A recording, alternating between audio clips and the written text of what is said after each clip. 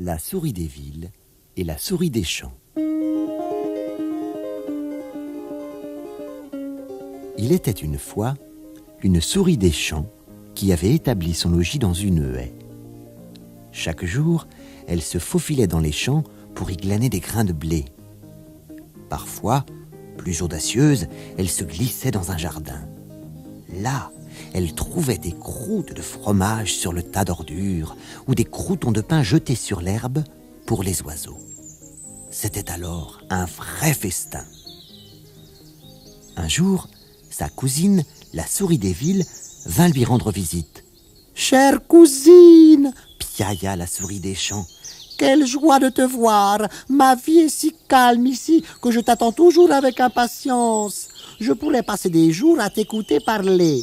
Assieds-toi et raconte-moi tout. »« Oh là là, je ne sais même pas par où commencer, » répondit la souris citadine. « J'ai vécu tant d'aventures et fait tant de festins. »« Eh bien, je t'ai justement préparé un festin, » coupa la souris des champs avec fierté.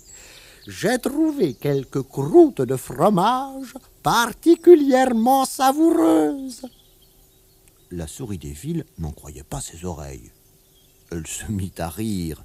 « Ma pauvre cousine, » dit-elle avec une pointe de mépris, « ta vie doit être bien lugubre, et si ces vieilles croûtes de fromage sont ce que tu as de meilleur à m'offrir, je crois que je vais repartir tout de suite. Mais pourquoi ne viendrais-tu pas habiter un peu chez moi ?» Après avoir bien réfléchi, la souris des champs accepta. Ce fut un long et terrifiant voyage. Déjà, dans les faubourgs de la ville, il y avait un monde fou, et pire encore, des chats partout. La pauvre souris des champs tremblait de peur quand elle atteignit enfin la maison où habitait sa cousine.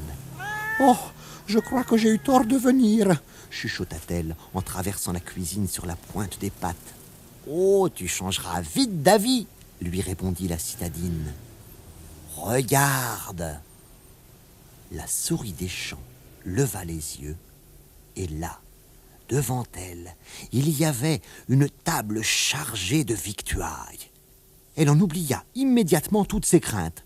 « Jamais je n'ai vu tant de bonnes choses !» soupira-t-elle de bonheur. « Et nous allons nous en régaler !» dit sa cousine. « Maintenant, assieds-toi, je vais te servir un festin de roi. » Un instant plus tard, les deux souris étaient attablées devant une montagne de morceaux de chocolat.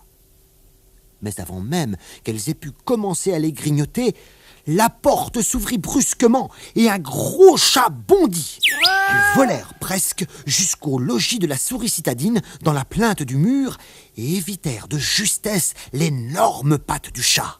« Ah, ça fait partie des charmes de la ville !» gloussa la souris citadine. « Merci beaucoup. Je me passe très bien de ces émotions.